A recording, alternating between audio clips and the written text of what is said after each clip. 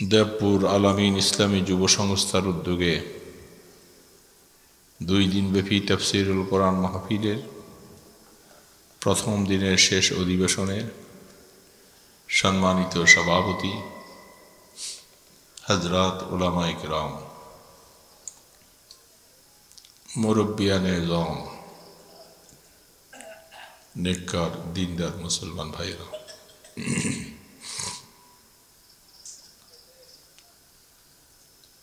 আল্লাহ পাকের শুকর আদায় করছি যিনি আমাকে সফর করাইয়া আপনাদের সামনে হাজির করে সালাম দেওয়ার তৌফিক দিয়েছেন, 2-4টা কথা বলা শোনার তৌফিক দিলেন। শুকর আদায় করছি আলহামদুলিল্লাহ।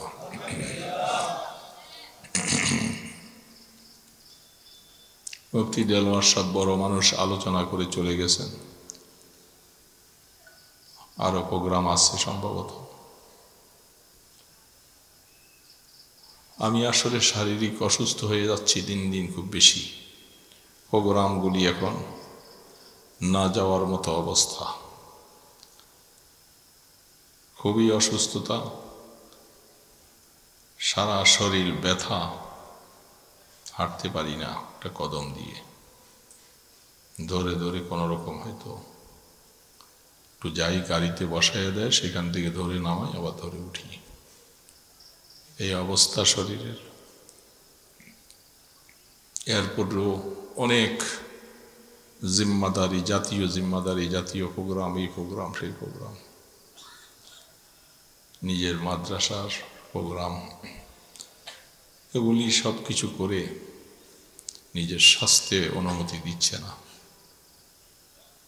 দূরের প্রোগ্রামগুলি এখন সবই ছেড়ে দিচ্ছি, পারি না। যখন মাঝরাত চলে আসে, দূর থেকে মানুষ কথা শুনলে অনেকে বিশ্বাস করে না, হুজুররা প্রোগ্রাম রাখছে, প্রোগ্রাম কেন মিস করে দেয়।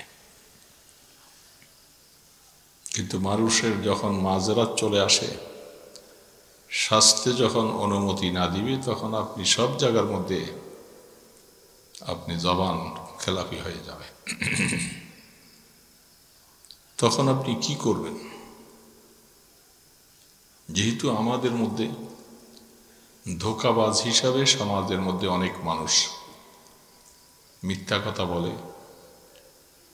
বাস্তবতাকে অবাস্তব মনে করে, এই জন্য আমি যদি সেখান থেকে মোবাইলে বলে দিতাম যে আমি অসুস্থ, আসতে পারবো না, কেউ বিশ্বাস করবে, কেউ বিশ্বাস করবে না।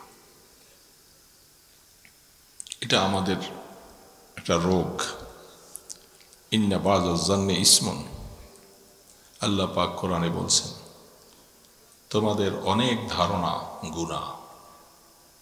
তোমরা যে ধারণা করছো কারো ব্যাপারে, তুমি তার হাকিকত জানো না, না জেনে তুমি মন্তব্য করো, গুনার মধ্যে পড়ে যাচ্ছ। এই জন্য এই সমস্ত ধারণা আমাদের অনেকেরই,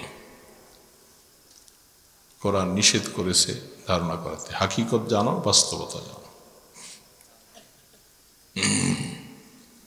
তো ছোট্ট আয়াত পড়েছি, দুরূদ শরীফ পড়েছি, অল্প সময় আল্লাহ পাক তৌফিক দিলে 2-4টা কথা যেগুলি আমারও দরকার, শুধু আপনাদেরকে শোনাইতে আসিনি।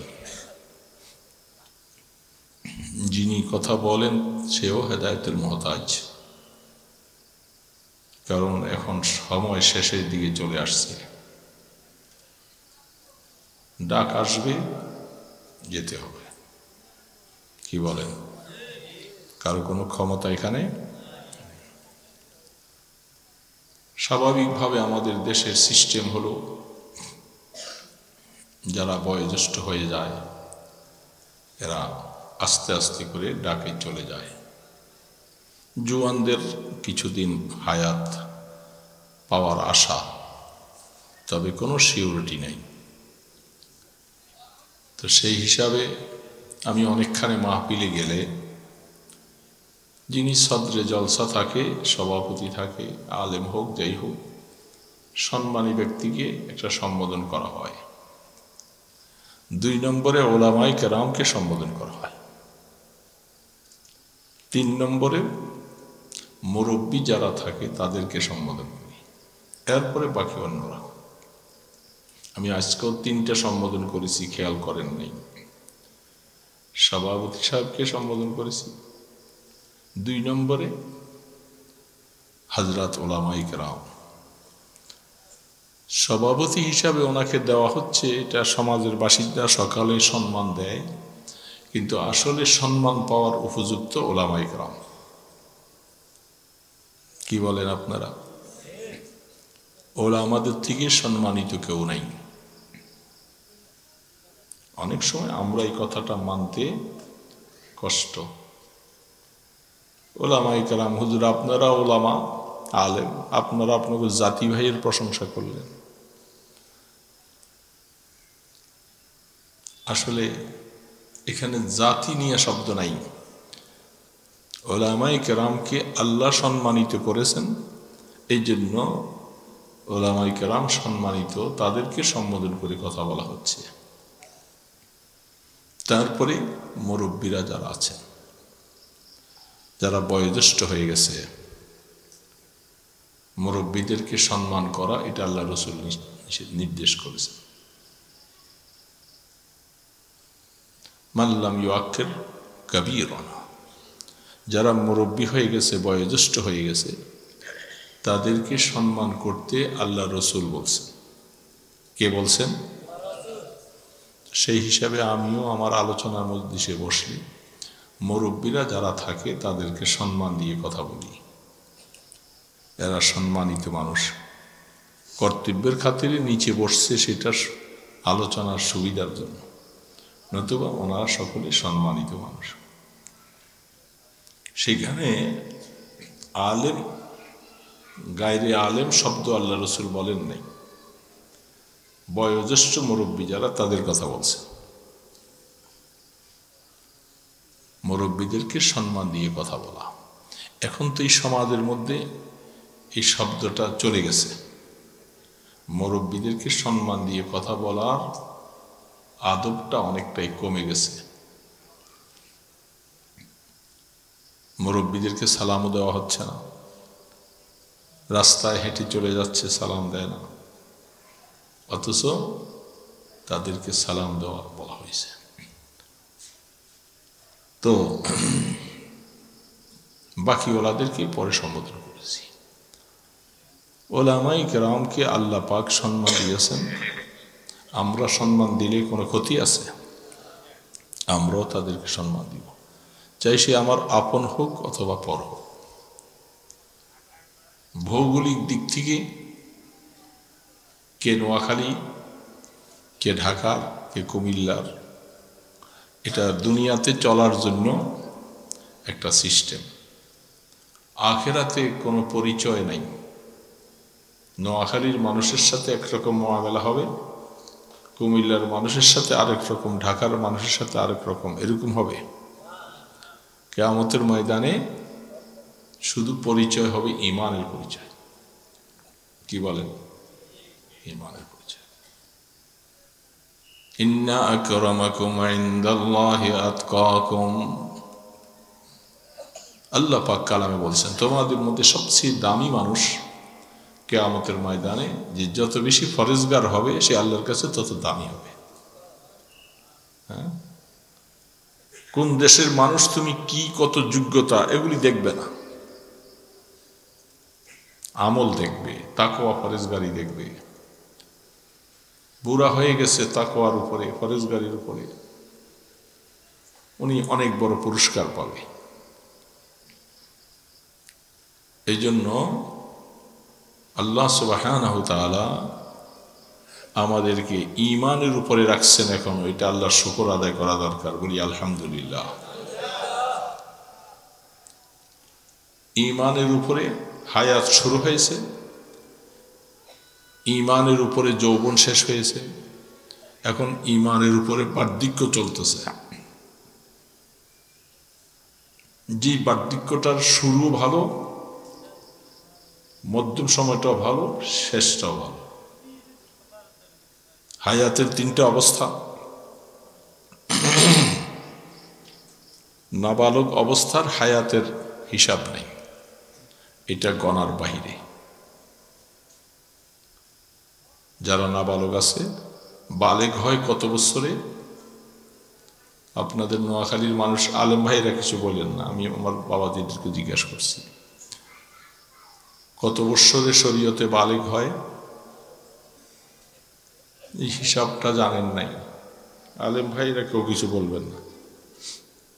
আমি আমার এই সামনে মুরব্বীদেরকে জিজ্ঞাসা করছি, এটা একটা শরীয়তের মাসালা, এটা জানা না থাকলে তো শরীয়তের অনেক হুকুম নষ্ট হয়ে যাবে।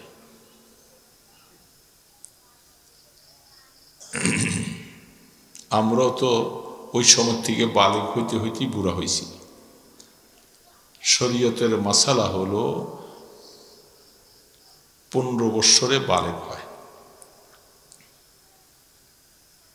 15 বৎসরে আমল নামা চালু হয়, যেগুলি হাদিসের বর্ণনা। 15 বৎসর যেদিন শুরু হবে, এই জন্য বয়সের হিসাব রাখা দরকার। আগের দিনের মুরব্বীরা বয়সের হিসাব রাখে নাই।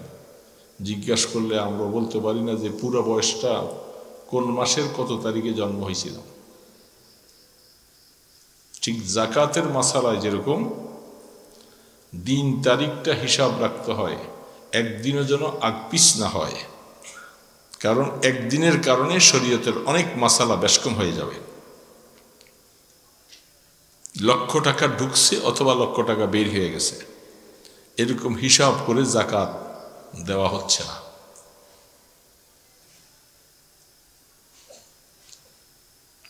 যেমন আপনি রমজানের প্রথম থেকে নিয়ে বৎসর শুরু করলেন, আমি কিছু ভূমিকা কথা বলতেছি, অসুবিধা হয়? বুঝতেছেন তো নাকি?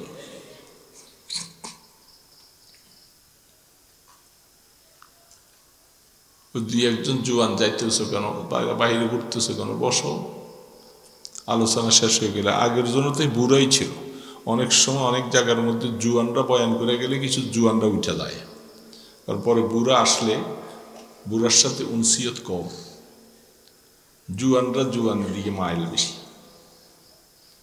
জুয়ান বক্তা হইলে জুয়ান শ্রোতা এরা খুব মনোযোগ সহকারে বসেন, বুড়া বসলে জায়গা। আল্লাহু আকবার। জাকাতের হিসাব ঠিক রমজানের 1 তারিখ থেকে নিয়ে শাবানের 30 তারিখ পর্যন্ত বা 29 তারিখ পর্যন্ত 1 বছর। এই একদিন হিসাবের গরমিল হয়ে গেলে দেখা যাবে আপনার জাকাত দেওয়া লাগবে না এমন টাকা আপনার এখন 1 বছরের হিসাব না থাকার কারণে 10 লক্ষ টাকা জমিন বেচছেন, কিছু করছেন, এখন ওইটার আপনার জাকাত দেওয়া লাগতেছে। অথচ এই 10 লাখ টাকা রমজানের প্রথম দিকে সামনের বছরের হিসাবে আসবে, এটা এই বছর জাকাত দেওয়া লাগতো না, তা আপনি হিসাব নাই দেখে এখন এটাও দিছে। অথবা 10 লক্ষ টাকা আপনি একদিনের আগে বাইর করে ফেলছেন, আপনি এটার জাকাত দেন নাই, অথচ ওইটা 1 বছর এখনো পুরা হইতে আরো 1 দিন বাকি, এই কারণে এইটার জাকাত দেওয়া হলো না। শরীয়তে জাকাত না দেওয়ার গুনাহ নিয়ে কবরে যাওয়া, দোস্ত, শরীয়তের মাসালা। এই জন্য পুরা জাকাতের মাসালায় দিন তারিখটা পুরা কাগজে লিখে রাখতে হবে, এই তারিখের ভিতরে জাকাত দেওয়া। ঠিক মানুষের হায়াতটাও এরকম, জন্মর পর থেকে নিয়ে 15 বছর কবে শেষ হবে সেদিন থেকে নামাজ শুরু হয়ে যাবে, সেদিন থেকে তার উপর রোজা ফরজ হবে, সেদিন থেকে তার সাথে পর্দা ফরজ হয়ে যাবে। এগুলি সব শরীয়তের মাসালা। লম্বা লম্বা আলোচনা ওয়াজ অনেক শুনি, কিন্তু শরীয়তের কতগুলি জরুরি মাসালা এগুলি আমরা আলোচনাও করি না। শুনি মুফতি তাকি উসমানী দামাত বারাকাতুহু উনি তার কিতাবে লিখছেন, আজকেও আমি পড়তেছিলাম, পড়তে পড়তে দেখলাম যে আমাদের দেশে এখন শুধু মাদ্রাসাগুলির মধ্যেও আছি, আমাদের ওয়াজের মধ্যেও নামাজের ফরজ ওয়াজিব বেশি থেকে বেশি নেকা তালাক পর্যন্ত, এগুলির ব্যাপারে হুজুরদের কাছে কাল মাসালা জিগায়। কিন্তু মুআমালাত সম্পর্কে, ব্যবসায়ী লেনদেন সম্পর্কে, এগুলি সম্পর্কে এত মাসালা হুজুরদের কাছে জিজ্ঞাসা করে। এগুলির ব্যাপারে ওনাদের স্বাধীন মতো ব্যবসা চালাইতেছে। এটা কি জায়েজ না না জায়েজ, এই ব্যবসাটা আমার হালাল না হারাম, যে পদ্ধতিতে আমি ব্যবসা করতেছি এটা জায়েজ কি না জায়েজ, এই ব্যাপারে ওলামায়ে কেরামদের কাছে ফতোয়া জিজ্ঞাসা করে না। কি বলেন, ঠিক না বেঠি? তালাকের মাসালা হলে হুজুরের কাছে দৌড়ে যায়, বিবাহর মাসালাটা জিজ্ঞাসা করে, নামাজের মাসালা জিজ্ঞাসা করে, কিন্তু এগুলি যে জরুরি মাসালা এগুলি জিজ্ঞাসা করে।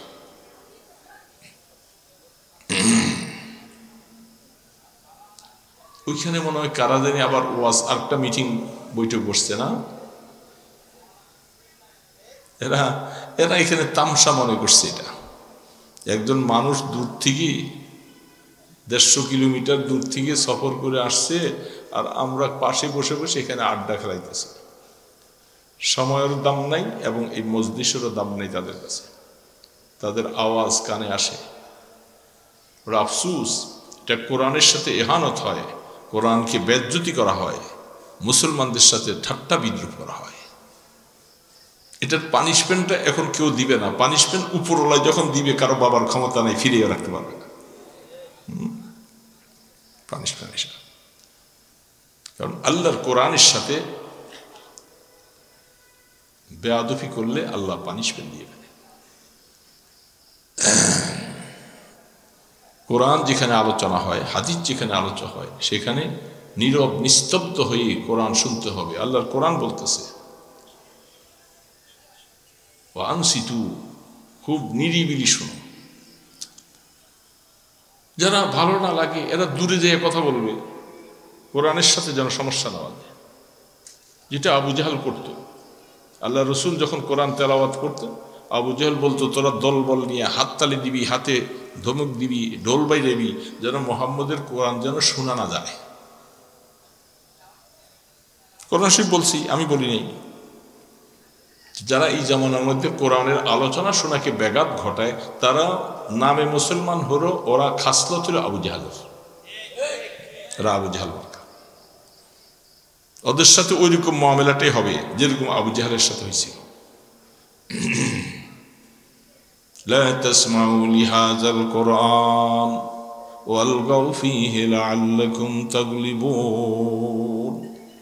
আবু জাহেল কি বলছিল, আল্লাহ পাক এটা ওহী নাজিল করে দিয়েছে, কোরআন শুনো না তোমরা। যখন কোরআন মুহাম্মদ পড়ে তোমরা হট্টগোল করবা, হইচই করবা, ঢোল বাজাইবা, যেন আওয়াজ শোনা না যায়। তাহলে বোঝা যাচ্ছে কোরআনের আওয়াজ শোনার মধ্যে যারা ব্যাঘাত ঘটাবে, ওরা শুরুতে মুসলমান হইলেও খাসলত কাদের? আবু জাহেল। আল্লাহ ছাড় দিবে না। আবু জাহেলের যে দশা, তোমারও সেই দশা হবে। আদমশুমারিতে মুসলমানের সন্তান নাম লিখলে চলবে না, আল্লাহ পাকের ইলমে মুসলমান হতে হবে। এবং কোন সময় জানি ইমানটা নষ্ট হয়ে যায়, এটা টেরও পাইবে না। ইমান বাড়ে কমে, ইমান চলেও যায়। জাদ্দিদু ঈমানাকুম ক্বালু কাইফা নুজাদ্দিদু ঈমানানা ক্বালা লা ইলাহা ইল্লাল্লাহ। আল্লাহ রাসূল বলতেছেন, আমার উম্মতেরা ঈমানকে তাজা করো। ঈমান তোমার চলে যায়, দুর্বল হয়ে যায়। সাহাবায়ে কেরাম বললেন, কেমনে তাজা করবো? বলে বেশি বেশি করে কালেমা পড়বা, লা ইলাহা পড়বা, এটা দিলের মধ্যে জায়গায় দিবা, তাইলে তোমার ঈমান মজবুত হবে। এই জন্য ঈমান কখন চলে যাবে বাবা বুঝতে পারি না, কোন কাজে কোন কথায় অনেক সময় জানতেও পারি না। তো বলতেছিলাম, হায়াতটা শুরু হবে কত বছর থেকে বাবা বলেন? মানুষ বালেগ হয় কত বছরে? যেদিন 15 বছর শুরু হবে, এর পরের থেকে শরীয়তের মাসালা তার উপরে পুরা চলে আসবে।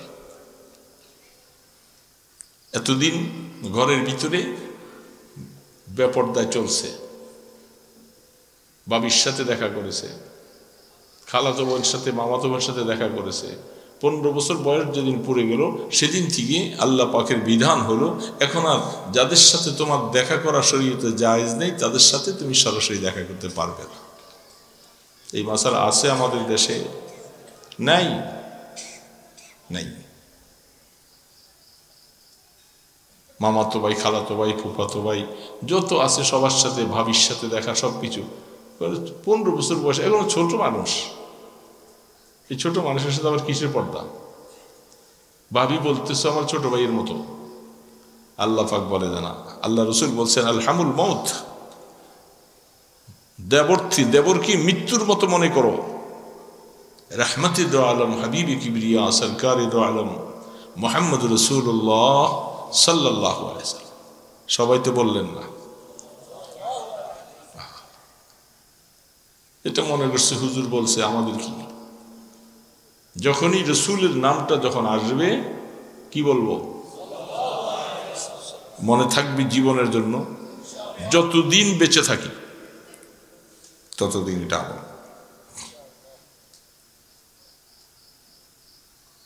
না বললে রসুল বলছে তারা বখিল। আল বখিল মান যুকিরতু আলাইহি ওয়া লাম ইউসাল্লি আলাইহি। ওদের মতো বখিল আর কৃপণ আমার উম্মতের মধ্যে আর কেউ নাই। যাদের সামনে আমার রসুলের নামটা আলোচনা হলো সে সাল্লাল্লাহু আলাইহি সাল্লাম বলতে পারলো না, ওর মতো বখিল আর পৃথিবীতে নাই। যারা বখিল তারা আল্লাহর রহমত থেকে দূরে। বাঈদুম মিনাল জান্নাহ করিবুম মিনান নার। বখিলরা জাহান্নামের কাছে। এই জন্য আমরা বখিল হব না। রাসূলের নাম শুনলে দুরূদ পড়ব তো। তো 15 বছর বয়স হয়ে গেলে শরীয়ত চলে আসবে।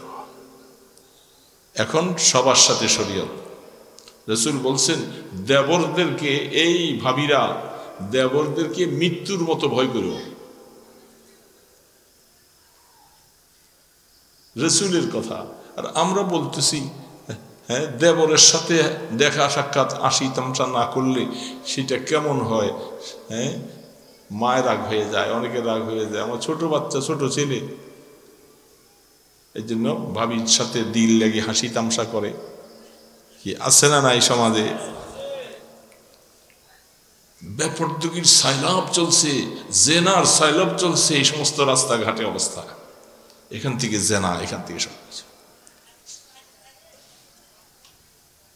ভাই বিদেশ থাকে, ভাবি দেশে।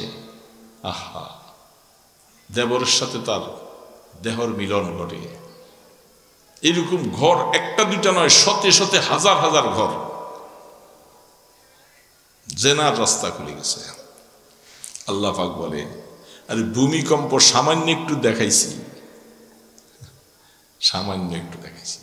তোদের বাংলাদেশে ভূমিকম্পের কারণে মানুষ মারা গেছে এমন পিছনে আর ইতিহাস নেই। এইমাত্র এই বছর গত শুক্রবারে অনেক মানুষ হতাহত হয়েছে, মারাও গেছে। এটাকে যদি আল্লাহ পাক আর 2-4-5 সেকেন্ড বাড়াইয়ে দেয়, ধ্বংস হয়ে যায়। পারেন কি পারে না?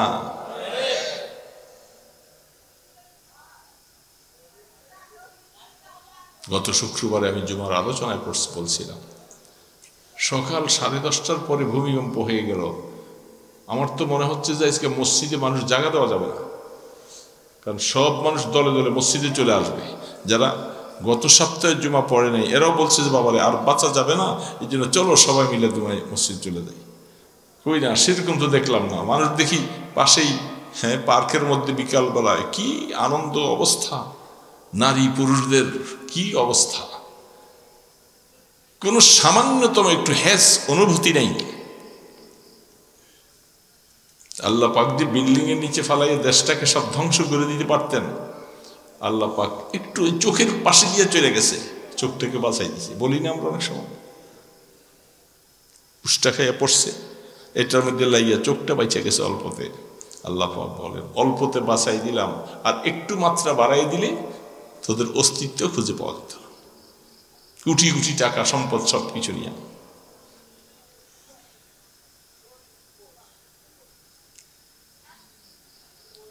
একজন মহিলা, সে ঘরের ড্রেস পিন্দে আছে, ভূমিকম্পর সময় যে দিছে দৌড়, একজন বলছে আর তোর শরীরে কাপড় কই, আরে কাপড় জান বাঁচাই। তখন আরেকজন বলে যে এই কথাটা আসার পরে আল্লাহ রসুলের ওই কথাটা মনে আসছে যে আল্লাহ রসুল যে বলছেন কিয়ামতের ময়দানে সব মানুষ উলঙ্গ উঠবে, কারো পরিধানে কাপড়, কারো পরিধানে থাকবে না, সব উলঙ্গ। আম্মাজান আয়েশা সিদ্দিকা বলছেন ইয়া রাসূলুল্লাহ, আমি আয়েশাও কি উলঙ্গ? লজ্জা লাগবে না? আমি নবীর স্ত্রী। আল্লাহ রাসূল বলেন আয়েশা, তুমি যা মনে করেছো কিয়ামতটা এরকম না, এই একটা কথাই তো আমাদের ওজন হয়ে যায় যে কিয়ামত কাকে বলে। কার পরনে কাপড় আছে নাই এটা কেউ দেখবার মতো সময়টাও পাবে না। কি ভয়াবহতা হবে, উপরের দিকে তাকাইয়া দৌড়তে থাকবে, হায় কি হবে, হায় কি হবে। সারা জীবন তো বিশ্বাস করি নাই, এই যে কোরআন হাদিস বলছেন, ওলামায়ে কেরাম বলছেন, এগুলি বিশ্বাস করি নাই যে আসলে এই কিয়ামতের ভয়াবহতা এখন থেকে বাস্তব। দৌড়াইতেছে পাগলের মতো, পানি নাই, পিপাসা, কলিজা ফেটে যাচ্ছে, সূর্যের প্রখরতায় ঘাম পড়তে পড়তে ঘামের সাগরে নালা পর্যন্ত, কলা পর্যন্ত কোটি কোটি মানুষ ছুটছে পাগলের মতো। কি হবে, কি হবে? জাহান্নামের তর্জন গর্জন শুরু হচ্ছে, সারা পৃথিবীটা জাহান্নামের উপরে আছি আমরা। এই যে মাটি জমি যা দেখতেছি, জাহান্নাম এটার নিচে। আল্লাহ সুবহানাহু ওয়া তাআলা কিয়ামতের সময় এই পর্দাটা ফাটিয়ে ফেলবেন। ইজাস সামাউ ফাতারাত ওয়া ইজাল কাওয়াকিবু ইনতাসারাত ওয়া ইজাল বিহারু সুজ্জিরাত ওয়া ইজান নুফুসু যুওয়াজাত ওয়া ইজাল মাউদাতু সুইলাত। বিভিন্ন আয়াতের মধ্যে আল্লাহ পাক বলছেন সারা পৃথিবীর সমস্ত সমুদ্রগুলি আগুনে পরিণত হয়ে যাবে সেদিন। বিহারু সুজ্জিরাত। বিজ্ঞানওয়ালারা তারা জমিনের নিচে, তাফসীরের মধ্যে লিখছেন অনেক আগেই আমরা এটা দেখেছি, 6 কিলো 6 গজ, 600 আপনার 1760 গজে 1 মাইল, এরকম 6 মাইল নিচে যাওয়ার জন্য অনেকে চেষ্টা করেছে। আমরা এই দেশে সিটু পাইলিং করি, আপনাদের দেশে বিল্ডিং বানাইতে আসে না এরকম সিটু পাইলিং, বুঝেন? বুঝে না দেখি এই দেশের মানুষ মাটির নিচে এরকম রড দিয়া পাইলিং, এটাকে সিটু পাইলিং বিল্ডিং এর জন্য করে না। কত গজ, 80 ফুট 60 ফুট মাটির ওজন মাইপা এত ফুট দেয়, তাই না? আমার কথা মনে বুঝেন না, বুঝতেছেন? মাটিটাকে ওইভাবে সয়েল টেস্ট করে কত ফুট দিবে রড, সেইভাবে পাইলিং করা। তো কত গজ গেলেন, কত ফুট গেলেন? 70, 80, 100, এই তো। আল্লাহ পাক বলে আর তোদের এটা তো আমার এই ভূমিকম্পর মাটির উপরে অংশ, মাটি তো আরো অনেক নিচে আছে, সেখান থেকে ফাটল ধরাই দিবে। তোমার এই 100 গজ মাটির নিচের পাইলিং দিলে কি হবে? হবেটা কি? এটা দিয়ে কি তুমি বিল্ডিং বাঁচাইতে পারবা? বাঁচাইতে পারো? সেই এত গজ নিচে টিউবওয়েল করতেছি, সামারসেবল দিতেছি, 600 ফুট 800 ফুট, শহরে 1000 ফুট, এক মাইলও না, এরকম 6 মাইল নিচের থেকে সমস্ত পৃথিবীটাকে আল্লাহ পাক কুদরতি পাথর দিয়ে এইভাবে ঢাকা দিয়ে রাখছে। এটার নিচে পাহাড় জাহান্নামকে বেষ্টনী দিয়ে রাখছে। যখন কিয়ামত হবে এটা ফাইটা যাবে, পুরা জাহান্নাম হয়ে যাবে, আগুন ধাউ ধাউ ধাউ ধাউ করে জ্বলতে থাকবে। আগুনের লেলিহান দেখে পাগলের মতো হবে। পরনে কাপড় আছে না এটা দেখবে কখন? কি ভয়াবহতা! দুনিয়ার মধ্যে দুই একটা নজির দেখা যায়, মরার ভয় দিছে দৌড়, আর দৌড় দিয়া কই যাবি? যেখানে যাবি ওইখানে বিল্ডিং ভাঙ্গিয়া তো ওইখানে পড়বে, রাস্তায় যে নামছেন বিল্ডিং ভাঙ্গিয়া পড়লে ওইখানে পড়বে। তার মানে মৃত্যুর থেকে পালাইয়া যাইতে পারবা না। এত বড় বড় ভবন অট্টালিকা বানাইছো, কি হবে? আল্লাহ পাক বলে এগুলোকে শেষ করতে আমার বেশি কিছু লাগবে না, এই 1 মিনিটের ভূমিকম্প দিলে কারবার সারা, মাত্র 5 সেকেন্ড 7 সেকেন্ড। এই জন্য তো বলতেছিলাম, বয়স যখন বালেগ হয় তার উপরে শরীয়ত চলে আসে।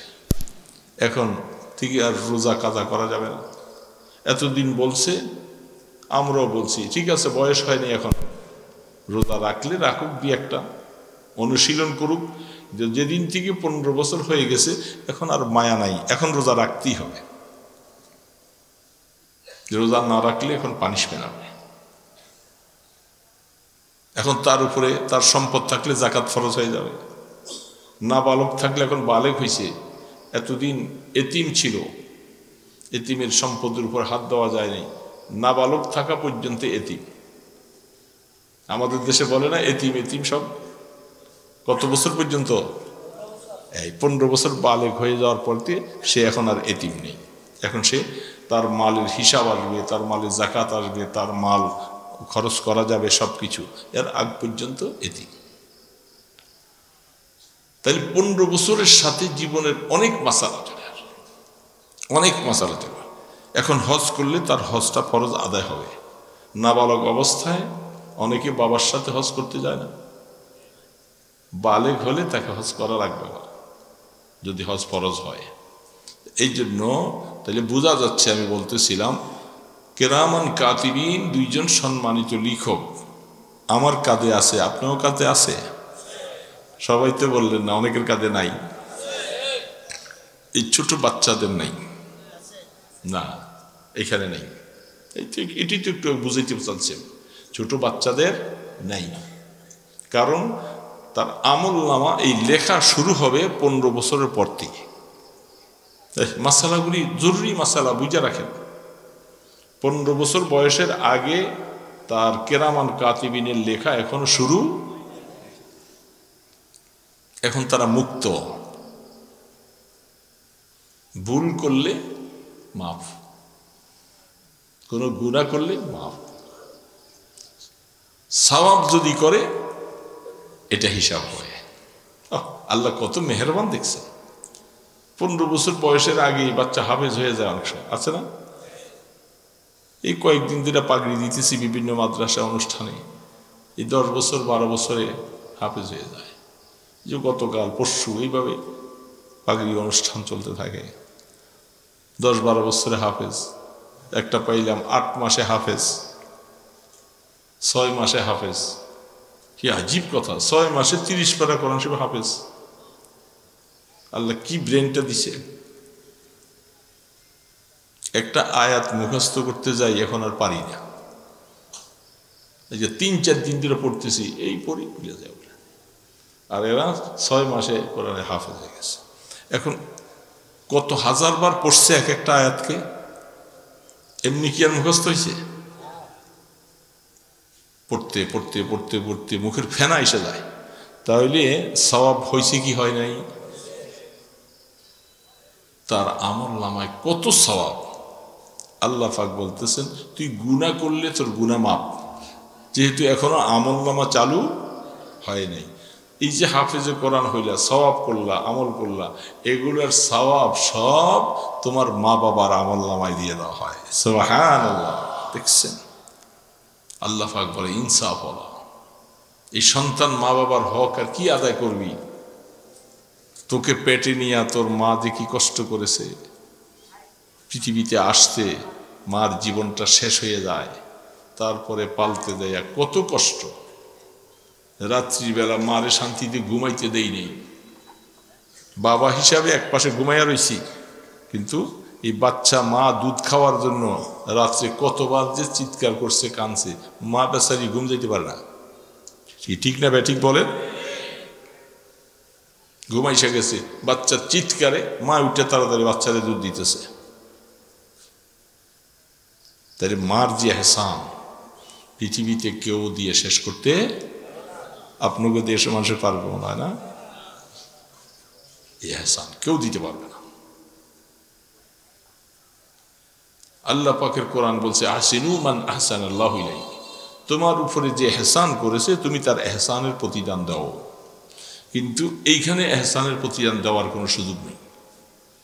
যে তোমার সাথে ভালো ব্যবহার করছে, এহসান করেছে, তুমি যতটুক পারো তার এহসানের কি দাও? প্রতিদান।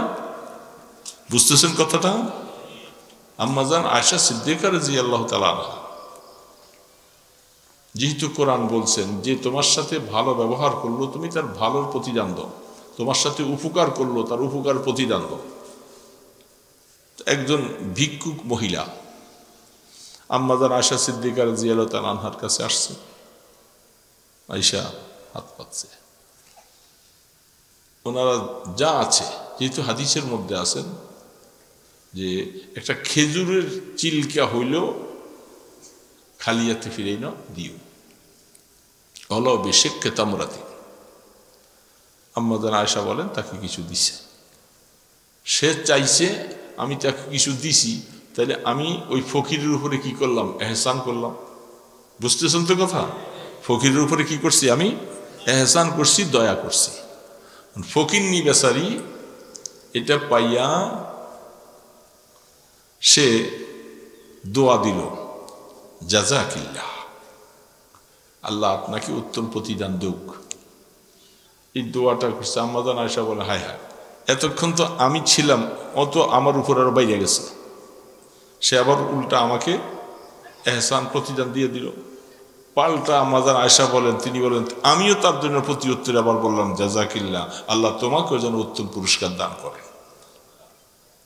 প্রতিদান এইভাবে দেওয়া হয়। আপনাকে কেউ কিছু দিল, আপনি একটু দোয়া দিবেন তার জন্য, হাদিয়া দেয়, অনেক কিছু দেয়, আপনি তার জন্য দোয়া করবেন। যেন আহসিনু মান আহসানাল্লাহু ইলাইহি, যে তোমার সাথে ভালো ব্যবহার করলো তার সাথে তুমি কি করো? ভালো ব্যবহার। এই জন্যই তো একজনের সালাম দিলে তার সালামের জবাবটা বড় আওয়াজে দেওয়া চাই, যেন সে শুনতে পায়। সে সালাম দিয়ে আমার উপর অনেক দয়া করেছে, আমাকে দোয়া করছে না? আসসালামু আলাইকুম ওয়া রাহমাতুল্লাহ বলে কি করলো? দোয়া করলো না? অনেক দোয়া করেছে। আল্লাহ পাকের রহমত তোমার উপর বর্ষিত হোক। এই জন্য আমি ওয়ালাইকুম আসসালাম বলে তাকেও কি দিব? প্রতিদান দিব, তোমার উপরও আল্লাহর রহমত। ওই কোরআনে আয়াত অনুযায়ী কেউ তোমার সাথে ভালো করলে তাকে কি দাও? ভালোর প্রতিদান। সবখানেই ভালোর প্রতিদান ভালো দেওয়া যাচ্ছে, এইখানে আইসা পারবেন না আপনি। মার প্রতিদান দিতে পারে এমন সন্তান পৃথিবীতে আল্লাহ বানায়নি। বানাইছে? মার প্রতিদান। এই জন্য মার এই অবদান, এই কারণে আল্লাহ রসুল মার হকের কথা 3 বার বলছেন, বাবার হকের কথা 1 বার বলছেন। মার হক 3 বার। মা যে কষ্ট করেছে, এই কষ্ট পৃথিবীতে কোনো মানুষ করতে পারবে না। আহা, আফসোস লাগে। এই মাকে আবার কিছু ছেলেরা মারে, ফেসবুক খুললে দেখা যায় মাকে মারে, মাকে ভাত দেয় না, মাকে ঘর থেকে বাইর করে দেয়, এমন ঘটনাও শোনা যায়। এ সন্তান ও তো এমনি জাহান্নামী হয়ে রয়েছে। যারা মার সাথে এই দুর্ব্যবহার করলো সে তো জাহান্নামী হয়ে গেছে। তার নামাজ বাতিল, তার রোজা বাতিল, তার হজ বরবাদ, সব কিছু বরবাদ, কিছুই আল্লাহর কাছে কবুল হবে না। যারা মা বাবার সাথে এই দুর্ব্যবহার করল, সম্পত্তির জন্য বাবাকে মারতেছে, বাইন্দা বাইন্দা পিটাইতেছে, মাথা ফাটাই ফেলতেছে। এই যে দেখা যায় মাঝে মাঝে, অনেকে দেখলি দেখা, হুজুর দেখেন, এই যে দেখেন এই অবস্থা। এরা দুনিয়া থাকতেই জাহান্নামী, আল্লাহ পাকের পক্ষ থেকে তার সবকিছু বরবাদ, মা বাবার সাথে এই আচরণ। তো সেই জায়গার মধ্যে আল্লাহ সুবহানাহু ওয়া তাআলা বলেন, এই ছোট বাচ্চা, তুমি যে নেক আমল করলা, তোমার এই নেক আমলগুলা তোমার আমলনামা যেহেতু এখনো চালু হয় নাই, বন্ধ হয়ে রয়েছে, আমি আল্লাহ এহসান করে ইনসাফ করে তোমার এই সওয়াবগুলি তুমি আমাকে বলো নাই, আর বলার মতো সেই আকল জ্ঞানও তোমার নাই, এটা আমি আল্লাহ পাক বুঝি দেখে তোমার এই আমলগুলি আমি তোমার মা বাবার আমলনামায় যোগ করে দিছি।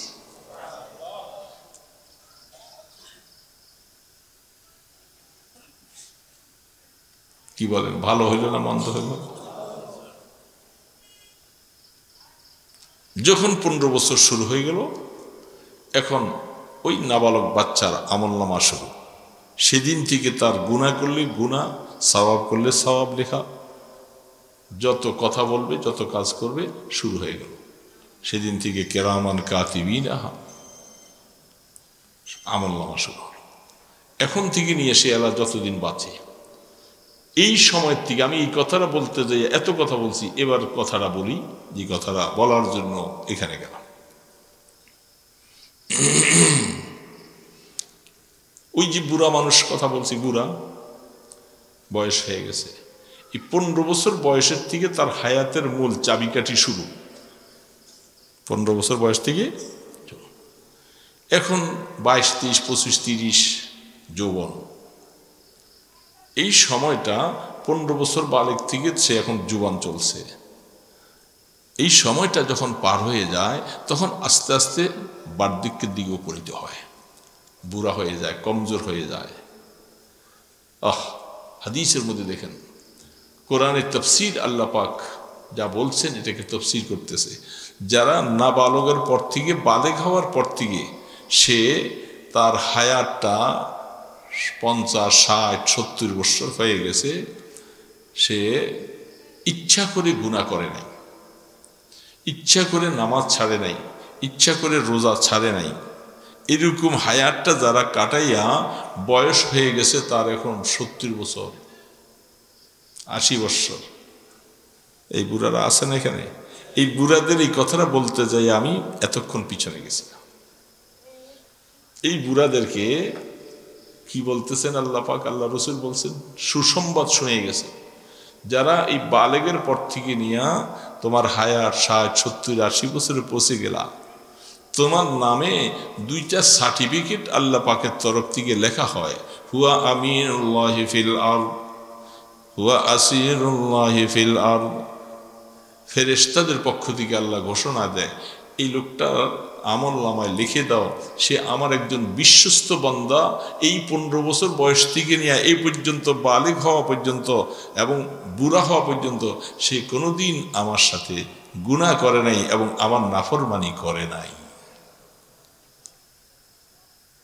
আল্লাহ পাক বলে, আরে দীর্ঘদিন আপনার বাড়ির একটা কর্মচারী আপনার অনেক বছর থাকে, এখন বুড়া হয়ে গেছে, পারে না, ওই যে এত বছর আমার বাড়িতে থাকছে, কোনো সময় কোনো কিছু নষ্ট করে নাই, চুরি করে নাই, এই লোকটা আমার একটা বিশ্বস্ত মানুষ। বলে কি বলে না? আমার আল্লাহ পাক বলতেছে, বান্দা এই বয়স পর্যন্ত যখন তুই আমার দুয়ারে পড়েছিলি, কোনোদিন আমার দুয়ার থেকে যাস নাই। কত রকমের পরীক্ষা আমি দিয়েছি, রোগ ব্যারাম দিছি, অসুস্থতা দিছি, টাকা পয়সার ক্ষতি হয়েছে, বন্যা দিছি, কত ফল ফ্রুট চলে গেছে, কিন্তু আমার গোলাম আমার দুয়ার ছেড়ে কোনোদিন যায় নাই, সবসময় আমার দুয়ার ধরে পড়ে রয়েছে। ফেরেশতা আমলনামায় লিখে দাও, হুয়া আমিনুল্লাহি ফিল আরদ, জমিনের মধ্যে এই লোকটা আমার একটা বিশ্বস্ত বান্দা, আমি আল্লাহ তাকে বিশ্বস্ত বলে সার্টিফাই দিয়ে দিলাম। আর এখন এই বয়সে যে এসে আমার দুয়ার থেকে আর যাবে না।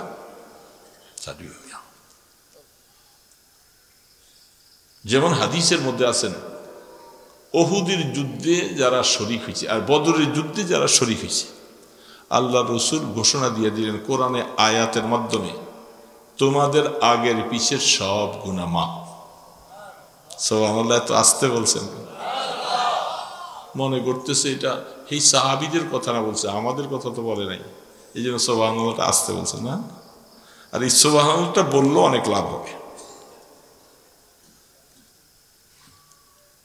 কি বলছিলাম, বদরের যুদ্ধে যত সাহাবী শহীদ না, তারা সেখানে শরীক হয়েছিল, সবাইকে আল্লাহ পাক বলছে তোমার আগের পিছের সব গুনাহ মাফ। তাহলে আল্লাহ কি বুঝে শুনে মাপ দিছে? সে পরে যদি গুনাহ করে, পরে তো গুনাহ করতে পারে, বদরের যুদ্ধের পরে আরো 10 বছর বাইচা রয়েছে, 20 বছর বাইচা রয়েছে, এর মধ্যে গুনাহ করতে পারে না? দুনিয়ার কোন মানুষের ঘোষণা নয়, ঘোষণাটা আমার আল্লাহর। তুমি যা মনে চায় তাই করো। তার মানে আল্লাহ জানে সে আমার রাস্তায় কোনোদিন আর ইচ্ছা করে কোনো ভুল করবে না। এই জন্য অগ্রিম ভাবে ক্ষমা করে দিয়েছে, যাও সব কিছু তোমার মাপ, সব কিছু মাপ। ঠিক আল্লাহ সুবহানাহু ওয়া তাআলা এই বুড়াটাকে 15 বছর বয়স থেকে আল্লাহ বলে, আমি তারে দেখতে দেখতে দেখতে দেখতে সে এখন 80 বছর হয়ে গেছে, এ আর আমার সাথে গুনাহ করবে না, আমার দুয়ার সাইডে যাবে না, আমি এটা নিশ্চিত হয়ে গেছি, লিখে দাও সে আমার একটা বিশ্বস্ত বান্দা। সুবহানাল্লাহ।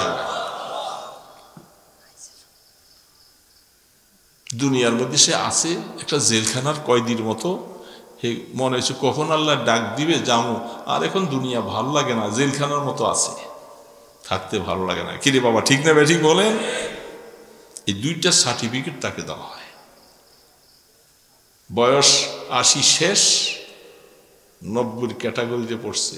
আল্লাহ পাক বলে, ওর জীবনে এখন যা নেক আমল করে সব লেখো, অনিচ্ছা কিছু কিছু ভুল হয়ে গেলে এগুলি আর আমল নামায় লেখো না, এগুলি সব সওয়াব দিয়া পুরাইয়া দাও। সুবহানাল্লাহ। দেখছেন?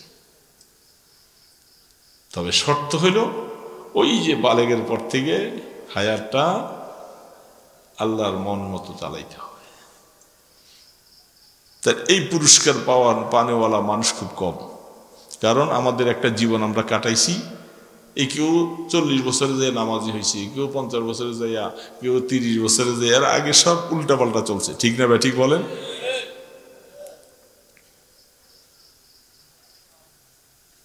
এটা আল্লাহর শুকর। ওই জন্য বলছিলাম যে ওলামায়ে কেরামদের মধ্যে কিছু আলেম তারা আছে এমন, ওই যে এলেম শিখতে শিখতে 20-22 বছর হয়ে গেছে, এবছর মাদ্রাসার জীবনে থাকে, ইচ্ছা করে নামাজ কাজা করার কোনো সুযোগই নেই। কারণ মাদ্রাসা সবসময় পাহারাদারি চলে, নামাজ রোজা ইবাদতবন্দি করতেছে। তো এই বেচারা করতে করতে যখন সে বুড়া হয়ে যায়, সে তো ওই পুরস্কার পাওয়ার উপযুক্ত হয়ে গেছে। ঠিক না? এই জন্য দোস্ত, তো কথা বেশি বলবো না, ছোট্ট একটা কথা, 10টা 10 হয়ে গেছে। আমি যে আয়াতটা পড়ছিলাম, হযরত আইয়ুব আলাইহিস সালাতু ওয়াস সালামের কথা আল্লাহ কোরআনে বলছে, ওয়া আইয়ুব ইয নাদা রাব্বাহু আন্নী মাসসানিয়া দুররু আনতা আরহামুর রাহিমিন। তিনি নবী ছিলেন। আল্লাহ পাক কোনো না কোনো কারণে অবস্থায় ওনাকে একটা পরীক্ষা নিছে, বিশাল পরীক্ষা। এই পরীক্ষা আমাদের বেলায় যদি 1/2 আসে, আমরা ঈমান হারা হয়ে যাব। এমন কঠিন পরীক্ষা আইয়ুব আলাইহিস সালাম পেয়েছে। আল্লাহ পাক বলেন, আমার আইয়ুব এই পরীক্ষা দেওয়ার পরে ওনার বিশাল সম্পদ ছিল, সম্পদগুলি সব নষ্ট হয়ে গেছে। ছেলে ছিল 7 জন, মেয়ে ছিল 7 জন, সবগুলি মরে গেছে। ওনার শরীরের মধ্যে রোগ দিয়া দিয়েছেন, কঠিন রোগ, শরীরে গন্ধ ছিটে গেছে, কেউ তার কাছে আসতে পারে না, সব সম্পদ শেষ। গ্রামের বাসী তারা সবাই ওই জঙ্গলের পাশে নিয়ে একটা ঝুপড়ি বানাইয়া সেইখানে নিয়ে রেখে দিছে। বিবি ছিলেন, বিবি হযরত ইউসুফ আলাইহিস সালামের নাতিন। আইয়ুব আলাইহিস সালামের বিবি হযরত ইউসুফ আলাইহিস সালামের নাতিন ছিলেন, সম্ভ্রান্ত মানুষ। এই বিবি এই অসুস্থ রোগী, প্রায় 70-75 বছর বয়স তখন। বিবিরও সেই বয়স, আইয়ুব আলাইহিস সালামের ওই বয়স। এখন আল্লাহ পরীক্ষা দিলেন, শরীরের মধ্যে কি হালাত, কেউ কাছেও আসে না। তো সব সম্পদ তো শেষ হয়ে গেছে। তিনি শ্রম দিয়া, বিবি এই বয়সে কাজ করে যা কিছু উপার্জন হয় এ দিয়ে স্বামীর মুখে একটু দেয়, নিজে একটু খায়। নবী, দুনিয়ার কোনো মানুষের দৃষ্টান্ত নয়, নবী, এবং সেই কথা আল্লাহ কোরআনে বলতেছেন। আমার আইয়ুব এই পরীক্ষা যে দিলাম, কোনোদিন আমার সাথে একটু কালো মুখ করে নাই, কালো মুখ করে নাই। আল্লাহ, আমি তোমার নবী ছিলাম, আমার এই পরীক্ষাটা কেন দিলা, কেমনে দিলা? প্রায় 7 বছর, 7.5 বছর এইভাবে চলছে, কোনোদিন একটু শেকায়েত নাই। বিবি বলছিল, আপনি আল্লাহ নবী, বলছে আমি 70 বছর তো ভালো ছিলাম। আছে না 70 বছরের বুড়ারা? 70 বছর ভালো ছিলাম, ছেলে পেলে ছিল, সম্পদ ছিল, টাকা পয়সা ছিল। কোনোদিন তো বললাম না যে আল্লাহ এত সম্পদ কি লেগে দিচ্ছে, ওগুলো লইয়া যাও, বলি নাই। এখন আল্লাহ পাক তিনি মনে করেছেন, ইচ্ছা করেছেন, তিনি আমার উপরে একটা ইবতেলা, একটা পরীক্ষা দিয়েছেন। আমি কোন মুখে বলি যে আল্লাহ আমি সহ্য করতে পারি না? কি কথাটা আমি বলতেছি, আপনারা শুনতেছেন, আপনারাও শুনতেছেন, আমি বলতেছি।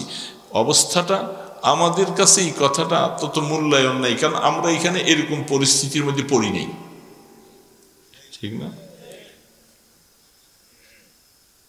তিনি এই অবস্থা যখন এই কথাটা বলছে, আমি আল্লাহর কাছে কোন মুখে বলবো?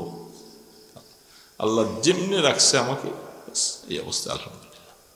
এই যখন এটা বলছে, আল্লাহ পাক বলে যে দেখছো আমার আইয়ুবকে এত বড় পরীক্ষা দিলাম, সব শেষ হয়ে গেল, সে তো কোনোদিন আমার সাথে সামান্য একটু নাশুকরি কথা বলে নাই। পরীক্ষা পাস আইয়ুব। নবীদেরকে আল্লাহ কত পরীক্ষা দিছে রে বাবা, হায় হায় হায় হায়। এই পরীক্ষার কোটি কোটি ভাগের 1 ভাগ অঙ্গ দিলে আমরা ঈমান হারা হয়ে যাব। শুকর আদায় করব না? আল্লাহ তুমি।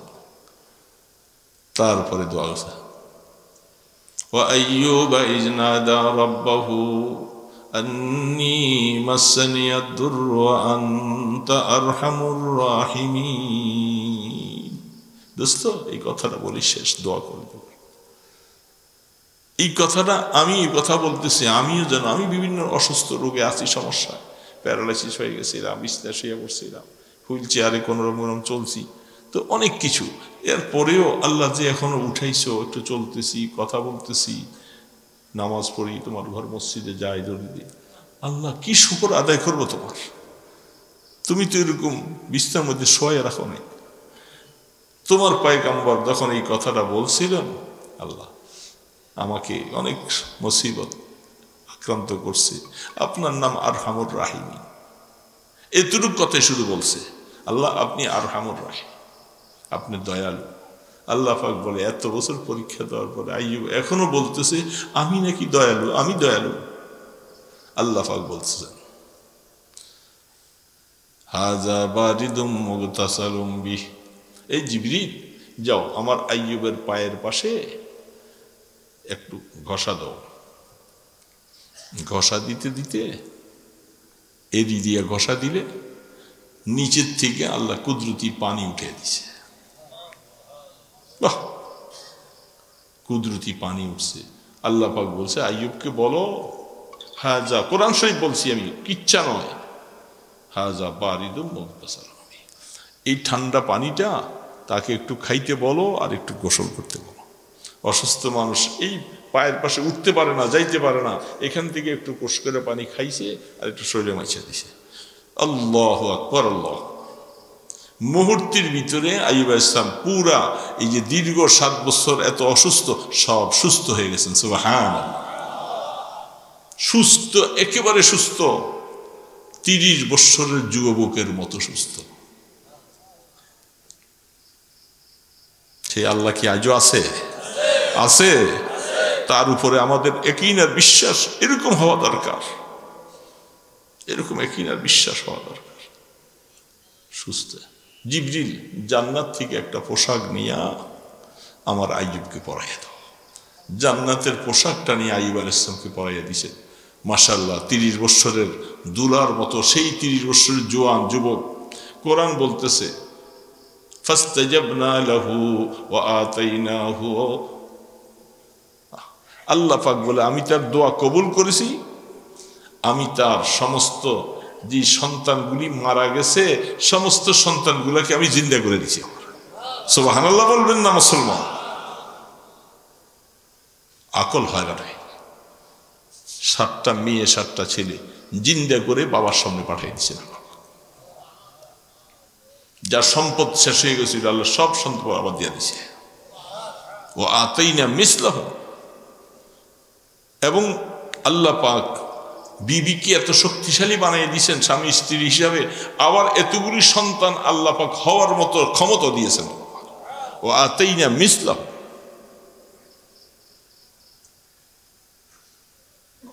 বাবা আমার আল্লাহ কত মেহেরবান, কত দয়ালু।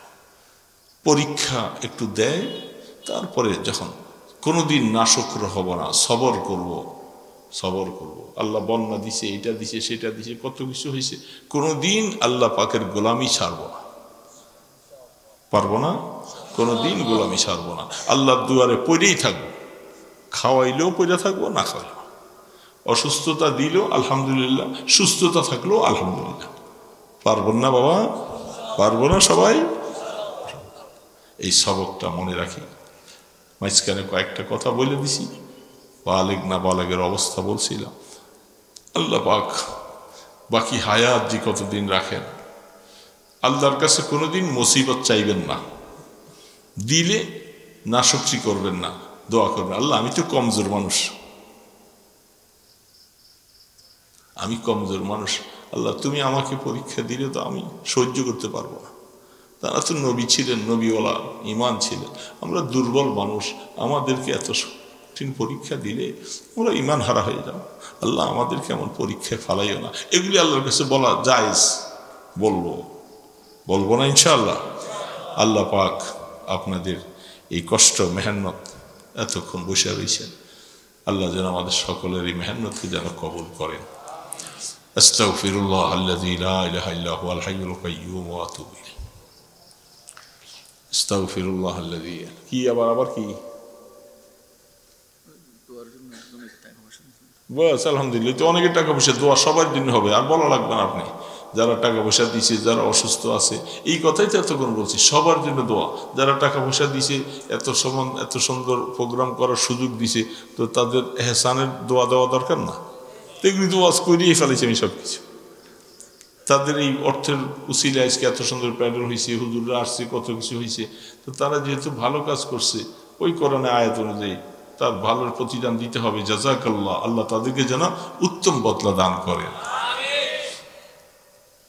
আস্তাগফিরুল্লাহ আল্লাযী লা ইলাহা ইল্লা হুয়া, আস্তাগফিরুল্লাহ আল্লাযী লা ইলাহা ইল্লা হুয়া। বাবাজি কথা একটা, হায়াত কতদিন আছে জানি না, হয়তো আরেকবার জীবনে দেখা হইতেও পারে, না হইতে পারে। সব সময় সময়টা যেন আমাদের নষ্ট না হয়। যত সময় আছে, অবসর কোনো কাজ নাই, আল্লাহ আল্লাহ আল্লাহ আল্লাহ জিকির করব, সুবহানাল্লাহ সুবহানাল্লাহ সুবহানাল্লাহ বলবো, আলহামদুলিল্লাহ আলহামদুলিল্লাহ, আল্লাহু আল্লাহু আকবার, এগুলি বলে হায়াতটা কাটাবো। পারবো না বাবা? বুড়া বাবাজিরা এখন রাত্র বড় হয়েছে, একটু শেষ রাত্রে ঘুম ভাঙিয়ে যাবে, একটু উঠার চেষ্টা করি। শেষ রাত্রে প্রায় এখন 5টার পরে যাইয়া আজানের সময় হয়, অনেক লম্বা রাত। আপনি এই 10-15 মিনিট, আধা ঘন্টার সময় হাতে নিয়ে ওইটা উজু করে 2-4 রাকাত নামাজ পড়া একটু আল্লাহর কাছে দোয়া মুনাজাত, বৈশা আল্লাহকে ডাকবেন, জিকির করবেন। পারবেন না বাবা? চেষ্টা করলে পারবেন। বিশেষ করে বুড়া বাবাজিরা আগে শুয়ে যায় গ্রাম দেশে, চেষ্টা করলে পারা যাবে। একটু শেষ রাত্রে উঠো বাবা, আল্লাহর সাথে একটু সম্পর্ক করি, আল্লাহর সাথে একটু নিজের গুনাহগুলি মাপ চাই। চলে তো যাবো, সময় ডাক দিলে চলে যাবো, যাওয়ার আগে একটু গুনাহগুলি মাফ করাইয়া নিয়ে যেতে পারি, তার কাছে ধন্না দিয়া কানতে হবে। পারবো না ইনশাআল্লাহ। আল্লাহুম্মা সাল্লি আলা মুহাম্মাদ ওয়া আলা আলিহি ওয়া আসহাবিহি ওয়া বারিক ওয়া সাল্লিম। আল্লাহুম্মা সাল্লি আলা মুহাম্মাদ ওয়া আলা আলিহি ওয়া আসহাবিহি ওয়া বারিক ওয়া সাল্লিম। আল্লাহুম্মা সাল্লি আলা মুহাম্মাদ ওয়া আলা আলিহি ওয়া আসহাবিহি ওয়া বারিক ওয়া সাল্লিম। আলহামদুলিল্লাহি রাব্বিল আলামিন। আসসালাতু ওয়াসসালামু আলা আশরাফিল আমবিয়াই ওয়াল মুরসালিন ইয়া হাইয়্যু ইয়া কাইয়্যুম বিরহমাতিকা নাস্তাগীস أصلح لنا شأننا كله ولا تكلنا إلى أنفسنا طرفة عين ربنا ظلمنا أنفسنا ربنا وإن لم تغفر لنا وترحمنا لنكونن من الخاسرين আল্লাহ আমরা কমজোর, আমরা দুর্বল, আমরা গুনাহগার। আল্লাহ রাত্র অনেক হয়ে গেছে মাওলা, এই বুড়া বুড়া লোকগুলি, জোয়ানেরা, ওলামায়ে কেরাম আল্লাহ প্যান্ডেলের নিচে বসে নিজের আরামকে বিসর্জন দিয়া আল্লাহ আপনার মায়ায় বসে আছে। আল্লাহ একটু মায়ার নজরে তাকাইয়া দেখো আল্লাহ। আল্লাহ আমরা আপনার কাছে কিছুই চাই না মাওলা, শুধু গুনাহ করেছি, গুনাহগুলি মাফ চাই মাওলা। গুনাহগুলি মাফ করাই আমাদেরকে কবরে নিও মাওলা। আল্লাহ কবরের ডাক চলে কখন আসবে জানি না মাওলা, কবরের জন্য কিছু সামান তৈরি করতে পারি নাই মাওলা। হাজার মন মাটি বুকের উপরে চাপা দিয়া শোয়াইয়া দিয়ে আসবে, সেখানে বিছনা নাই, বাতি নাই, বন্ধু নাই, বান্ধব নাই, কেউ নাই মাওলা, শুধু তুমি আছো। আমাদেরকে একটু মায়া কইরো মাওলা, কবরকে রহমতের কবর বানাই দিও, কবরকে সাপ বিচ্ছুর গর্ত বানাইও না, আগুন দিয়া জ্বালাই দিও না মাওলা। মাওলা আমরা তো গুনাহগার, তুমি তো রহমান রাহিম, তুমি রহমান রাহিম। আল্লাহ কত পাপীদেরকে তুমি মাফ করে দিয়েছো, আমাদের মতো পাপীদেরকে একটু মাফ করে দাও আল্লাহ। দাড়িগুলি সাদা হয়ে গেছে বাবা, তোমার রাসূল বলছেন দাড়ি সাদাওয়ালারা যখন মুখ ব্যাখ্যা করে আমার কাছে চাইতে থাকে, আমি তাদেরকে মাফ না করলে আমার কাছে শরম লাগে। আল্লাহ আল্লাহ এই দাড়ি পাকনেওয়ালাগুলো হাত তুলে বসছে মাওলা। আল্লাহ আমাদেরকে খালি হাতে ফিরাই দিয়েন না, মওতের সময় ঈমানের কলেমা নসিব করে দিও মাওলা। মাওলা কিয়ামতের ময়দানে ভয়াবহ দিন, সারা পৃথিবীর মানুষেরা উঠবে, উলঙ্গ হইয়া পাগলের মতো দৌড়াইতে থাকবে, মাথার উপরে সূর্যের তাপ চলবে। আল্লাহ তোমার আরশে ছাড়া কোনো ছায়া নাই বাবা, আমাদেরকে একটু জায়গা দিও বাবা, আমাদেরকে একটু জায়গা দিও বাবা, তোমার কাছে আশ্রয় চাইতেছি আল্লাহ। আল্লাহ আল্লাহ হিসাবের কড়াকড়ি করলে আমরা ধরা পড়ে যাব। আল্লাহ আমাদেরকে হিসাবের কড়াকড়ি করেন না মাওলা। আপনি আপনার রাসূলের উম্মত হিসাবে আমাদেরকে গুনাহগুলি সব না দেখে বিনা হিসাবে পার করে দিও আল্লাহ। তোমার জান্নাতের ওয়াজ সারা জীবন শুনলাম মাওলা, তোমার জান্নাতে যাইতে মনে চায় মাওলা, আমাদেরকে একটু জান্নাতের বাসিন্দা বানাই দিও মাওলা। আমাদের মা বাবাকে দিও, আমাদের দাদা দাদা, আমাদের ছেলে মেয়ে বাচ্চা সবাইকে নিয়ে জান্নাতে যাওয়ার তৌফিক দিও মাওলা। মাওলা আমাদের মা বাবার বহু হক আমাদের উপরে, আল্লাহ তারা কবরে অনেকে চলে গেছেন মাওলা, এদেরকে মাফ করে দাও। আমাদের নেক আমলের সওয়াব আমাদের মা বাবার কবরে দিয়া দাও মাওলা। আল্লাহ তাদের হক আমরা আদায় করতে পারি নাই। আল্লাহ আমাদের এই গালে আমার মা কত চুমা দিছিল, আল্লাহ আজকে মা কি অবস্থায় আছে জানি না মাওলা।